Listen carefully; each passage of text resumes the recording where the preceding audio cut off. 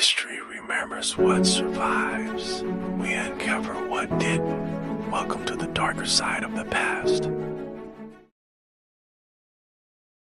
In 1590, a man stepped onto an island expecting to hear children laughing. Instead, he heard the wind. No smoke from chimneys, no voices calling his name, no signs of life, just abandoned houses, and one word carved into a wooden post: Croatoan.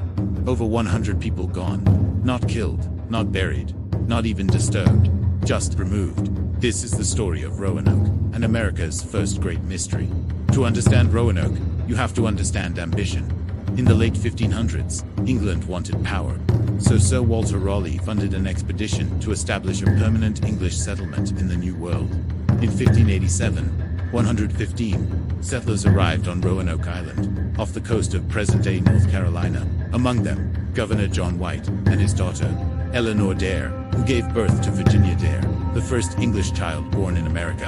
A symbolic beginning. History loves symbolism. It doesn't promise survival. Roanoke was fragile from the start. The settlers arrived late in the year. Supplies were low.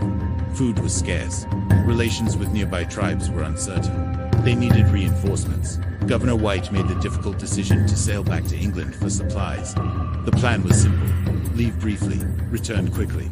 But Europe had other plans. White was stranded in England for 3 years. 3 years with no contact. 3 years in a colony already hanging by a thread. If hope had a shelf life, Roanoke's was expiring. In 1590, White finally returned. He arrived on his granddaughter's 3rd birthday, but there was no celebration. The colony was dismantled, not destroyed, carefully taken apart. Homes deconstructed, structures removed, no bodies, no signs of struggle. If there had been violence, it left no scars. The only clue, the word and the letters Crow carved into a tree. White had made an agreement with the settlers. If they relocated, they would carve their destination. If they were in distress, they would carve a cross. There was no cross, which suggests something unsettling. They left by choice. The Croatoan were a nearby native tribe. It's possible the settlers relocated there for safety, food, or alliance. Years later, there were reports of native communities with European features. Gray eyes, English words woven into dialect.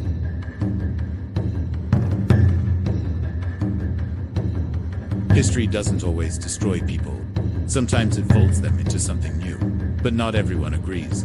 Archaeological evidence suggests some settlers may have moved inland. English artifacts have been found far from Roanoke. Did they split into groups? Did one group survive while another fell to famine, disease, or conflict? Possibilities include starvation, tribal warfare, internal division, relocation gone wrong. A colony without supplies is not a settlement. It's a ticking clock. And 115 people against the wilderness is less a community and more an experiment. Here's what makes Roanoke chilling. There was no panic message, no desperate carving. They believed they had a plan. Confidence in uncertainty is either courage or miscalculation. History never clarifies which. Roanoke remains unsolved. No graves, no final record, no definitive answer, just fragments.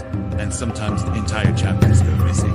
Next episode, we explore a European city where hundreds of people danced for weeks, and some danced until they died. Because sometimes history doesn't disappear, sometimes it spirals.